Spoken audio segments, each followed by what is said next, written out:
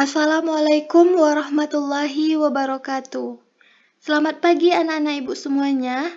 Hari ini kita belajar bahasa Indonesia dengan materi menganalisis unsur kebahasaan dalam teks laporan hasil observasi.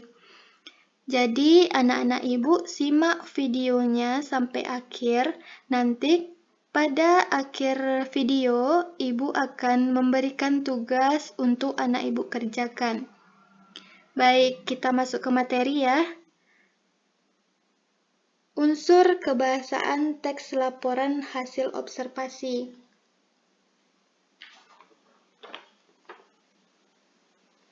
Unsur kebahasaan dalam teks laporan hasil observasi ada dua, yaitu kata kerja dan kata benda. Kata kerja atau verba adalah kata kerja yang menyatakan tindakan, keberadaan, dan pengalaman. Contohnya, makan, pergi, dan lain-lain. Yang kedua yaitu kata benda atau nomina, yaitu kelas kata yang menyatakan nama dari seseorang, tempat, atau segala yang dibendakan. Contohnya, meja, kursi, lemari, dan lain-lain. Selanjutnya yaitu ada frase verba dan frase nomina. Frase adalah gabungan dua kata atau lebih. Frase verba adalah frase yang pembentukannya terdapat komponen kata kerja. Sedangkan frase nomina adalah frase yang pembentukannya terdapat komponen kata benda. Contohnya di sini, adik sejak tadi menulis dengan pensil barunya. Menulis itu merupakan kata kerja atau kata verba. Sedangkan pensil itu merupakan kata benda atau kata nomina. Contoh frase verbanya yaitu, adik menulis tugasnya dengan benar. Sedangkan contoh dari frase nomina, pensil itu digunakan adik untuk belajar. Selanjutnya ada unsur kebahasaan afiksasi. Afiksasi atau pengimbuhan merupakan proses pembentukan pada bentuk dasar. Contohnya di sini ada kata verba minum. Kata dasar minum ditambah imbuhan an sama dengan afiksasinya menjadi minuman.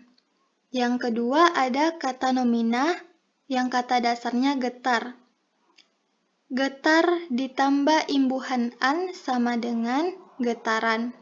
Anak-anak ibu lihat lagi contoh yang ada di tabel ini.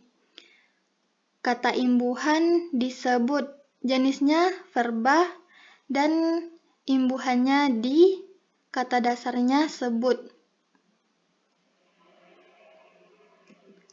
Selanjutnya, unsur kebahasaan dalam teks laporan hasil observasi ada dua. Yang pertama ada kalimat simpleks, yaitu yang memiliki predikat yang predikatnya harus kata kerja. Yang kedua ada kalimat kompleks, yang memiliki dua predikat yang predikatnya harus kata kerja. Contohnya di sini ada Taman Nasional Baluran memiliki bermacam flora dan fauna. Taman Nasional Baluran itu merupakan subjek, sedangkan memiliki merupakan predikat atau kata kerja. Bermacam flora dan fauna itu merupakan objek. Yang kedua yaitu contoh dari kalimat kompleks, singa menerkam dan memakan mangsanya. Singa merupakan subjek, menerkam dan memakan merupakan predikat atau kata kerja, sedangkan memangsa merupakan objek. Masih dalam unsur kebahasaan teks laporan hasil observasi, ada kalimat definisi dan kalimat deskripsi. Kalimat definisi adalah suatu kalimat yang memberikan penjelasan umum tentang suatu benda, hal, aktivitas, dan lain-lain. Sedangkan kalimat deskripsi adalah kalimat yang menggambarkan sifat-sifat atau ciri khusus dari suatu benda. Contohnya, gajah Asia adalah hewan darat terbesar di Asia. Contoh kalimat dari deskripsi yaitu gajah merupakan mamalia darat terbesar, memiliki otak yang besar dibandingkan mamalia darat lainnya. Sampai di sini materi kita hari ini.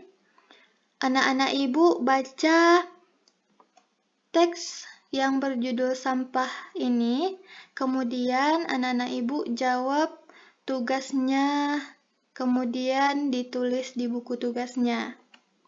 Sekian pembelajaran kita hari ini. Assalamualaikum warahmatullahi wabarakatuh.